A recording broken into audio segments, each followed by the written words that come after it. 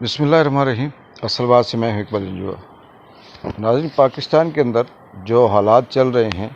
उसके ऊपर कोई तजिया करना, तबसरा करना, कोई प्रिडिक्शन करना या किसी किस्म की कोई बात करना बिल्कुल ऐसे ही है जैसे एक अंधा हो और उसके जहन में ये हो कि शायद ये वाला रास्ता ठीक होगा और वो एक अंदाज़े के मुताबिक चले, या फिर उसे ये लगे कि बाहर बहुत खूबसूरत मौसम है, बहार है, और वो अज्यूम कर ले कि ऐसा ही है, लेकिन ऐसा होगा नहीं। इसकी वजह यह है कि पाकिस्तान में जो इस वक्त निज़ाम है, पूरा निज़ाम, चाहे उसको सियासी निज़ाम कहें, अदल इंसाफ वाला निज़ाम कहें, या पाकिस्तान के अंदर किसी भी हवाले से एक आम आदमी को छोड़कर जिसके ऊपर इस वक्त मुसीबत है, जिसके ऊपर महंगाई का तूफ़ान है, बाकी जितना भी अशराफिया है या इदारे हैं, ये जो वहाँ के ताकतवर हलके हैं, वो जन्नत की तरह अपने आप को एंजॉय कर रहे हैं और फिर एक गेम ऐसी खेल रहे हैं कि किसको किसने कितना नीचा दिखाया। अफसोस इस बात का है, प्रिडिक्शन या तजिया तबसरा इसलिए मैं कह रहा हूँ कि पाकिस्तान में इस वक्त जो अजीब व गरीब सूरत हाल है, जिस जज ने परवेज़ इलाही की ज़मानत दी और फिर दोबारा से फॉलोअप केस में उसने ये कहा कि उसे पेश किया जाए, उस जज को लाहौर से ट्रांसफ़र कर दिया गया, क्योंकि उसने ये कहा था कि परवेज़ इलाही को आज के दिन में वापस पेश किया जाए, और परवेज़ इलाही साहब को पेश करने के बजाय वो गायब हो गए, अभी तक अटक जेल में नहीं पहुँचे और जज साहब की ट्रांसफ़र हो गई। फिर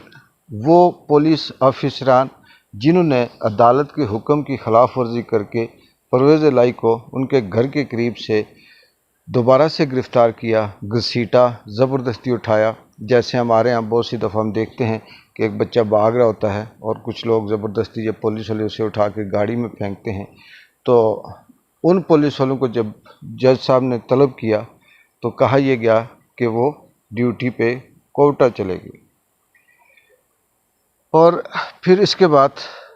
वो जज जिन्होंने आज इमरान खान की ज़मानत के हवाले से समाअत करनी थी, सुनना था कि ये जो साइफ़र केस है इसमें इमरान खान की ज़मानत होनी थी या इस केस को सुनना था, उन जज साहब को फिर से एक हफ़्ते का पेट का दर्द हो गया। इसी तरह से दूसरी तरफ जैसे बहुत से ऐसी एग्ज़ाम्पल मौजूद हैं कि जानवर जब शिकार करते हैं तो सारे मिलकर एक जानवर को घेरते हैं चारों तरफ से, और उसके शिकार के दौरान वो सारे मुत्तहिद होते हैं। जब वो शिकार हो जाता है तो जब उसकी बोटियां नोचने का वक्त आता है तो वो आपस में लड़ पड़ते हैं। इसी तरह से आज फिर एक नई बात है कि पीपल्स पार्टी और नून लीग के दरमियान एक दोबारा से जंग शुरू है। एक कहता है कि इसने करप्शन ज़्यादा की है, दूसरा कहता है नहीं इसने करप्शन ज़्यादा की है। एक कहता है चीनी की जो इस वक्त महंगाई है, जो किल्लत थी, नून लीग वाले कहते हैं कि पीपल्स पार्टी वालों ने एक्सपोर्ट करवाई,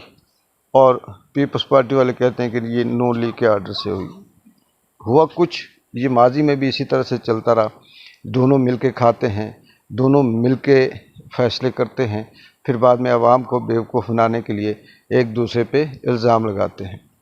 लेकिन इस मुल्क में क्या चल रहा है, सिर्फ़ और सिर्फ जो ताकतवर हलके हैं वो अपनी गेम के लिए, अपने नंबर बनाने के लिए, आवाम के सामने अपने आप को सच्चा करने के लिए इल्ज़ाम लगाते हैं, किसी की ट्रांसफ़र कर देते हैं, किसी को दबाव दे देते हैं, किसी को धमकी दे देते हैं, किसी का मुंह बंद कर देते हैं। और हमारा जो मीडिया है वो मुकम्मल तौर पर मीर जाफ़र और मीर सादिक का किरदार अदा कर रहा है। अपने आप को 35-35 साल तक के एक्सपीरियंस्ड और तहकीकी सहाफ़ी कहने वाले भी इस वक्त उंगलियों पे उनको नचाया जा रहा है। इसके बदले में उन्हें ज़्यादा से ज़्यादा प्लाट मिलते होंगे, ज़्यादा से ज़्यादा पैसा मिलता होगा, लेकिन उनकी इज़्ज़त, उनकी हुर्मत और उनकी जो ज़िम्मेदारी है, इसका अंजाम दुनिया में तो मुझे नहीं पता क्या होगा। आखिरत में अगर बतौर मुसलमान मैं ये कह सकता हूँ कि चाहे वो जज हों, वो पुलिस ऑफिसरान हों, वो सियासतदान हों, वो सहाफ़ी हों, अगर उन्होंने अपने फ़राइज़ से गद्दारी की है اپنے فرائض کے ساتھ بے ایمانی کی ہے تو ان کا انجام پھر برا ہوگا، شاید دنیا میں بھی ہو، آخرت میں تو ہوگا ہی ہوگا۔ اس لیے ہم یہ کہنا کہ عمران خان کے جو کیس لگے ہیں اس کا کیا انجام ہوگا، کیا ضمانت ہوگی، یا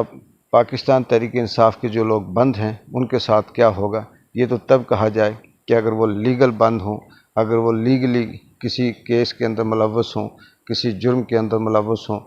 تب تو ہم فیصلہ کر سکتے ہیں کہ یہ کیس معافی والا ہے اور یہ اس میں معافی نہیں ہے، اس میں اتنی سزا ہے۔ لیکن یہاں پہ جو کچھ بھی ہوتا ہے وہ بڑوں کی مرضی سے ہوتا ہے، بڑوں کی رضامندی سے ہوتا ہے، اور اس کے پیچھے کچھ ایسے ہاتھ ہیں، پتہ ہی نہیں چلتا ٹرانسفر کون کروا رہا ہے، پتہ ہی نہیں چلتا یہ کس کے بہادری پہ، کس کی طاقت کو سامنے رکھ کے یہ کہا جاتا ہے کہ ہم پرویز الہی کو پیش نہیں کرتے۔ یہ نہیں پتہ کہ کون ہے ان لفظوں کے پیچھے جو یہ کہتا ہے کہ جی شاہ محمود قریشی کو ہم پیش نہیں کرتے، ضمانت نہیں دیتے۔ پاکستان تحریک انصاف کی جو درجنوں سینکڑوں خواتین جو اس وقت تک بند ہیں ان کو پیش نہیں کیا جاتا، ضمانت نہیں دی جاتی، ان کے پیچھے کون ایسا ہے؟ یہاں بدقسمتی سے اس ملک کو یہ کہا جاتا ہے اسلامی جمہوریہ پاکستان، لیکن اس ملک میں شاید جس کو عوام کہا جاتا ہے، جس کو جمہور کہا جاتا ہے، وہ چند سو لوگ ہیں۔ باقی جو 25 کروڑ ہے، اس سے پہلے ہم سنا کرتے تھے کہ ہم بھیڑ بکریاں ہیں، اس سے پہلے سنا کرتے تھے کہ یہ کیڑے مکوڑے ہیں، لیکن عمران خان نے آ کر یہ ثابت کر دیا کہ واقعی باقی کے جتنے بھی عوام ہیں یہ بھیڑ بکریاں بھی ہیں، یہ کیڑے مکوڑے بھی ہیں، یہ گند بھی ہے، اور یہ ان کے لیے کوئی معنی نہیں رکھتے۔ تاریخ جب بھی اب لکھی جائے گی تو یہ بات صحیح ہے کہ ایک لمحے کی خطا سے صدیوں تک جو سزائیں ہیں وہ زمانے بھگتے ہیں، صدیاں سزا بھگتی ہیں۔ عمر عطا بندیال صاحب کا رات 12 بجے کی عدالت کھلنا شاید پاکستان کو پھر سے کئی سو سال پیچھے لے جائے، اور لے گیا ہے۔ اور پھر اب وہ جو انہوں نے اپنے اس وقت رات کے 12 بجے عدالت کھول کر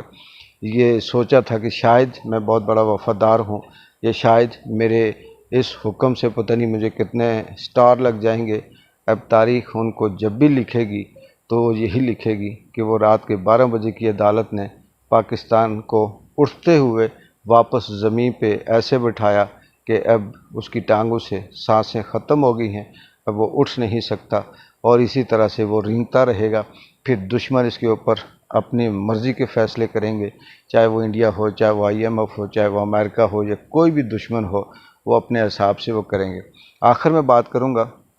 کل 5 ستمبر ہے اور پورے کشمیر کے اندر پھر سے شٹر ڈاؤن اور پہیہ جام ہڑتال ہے۔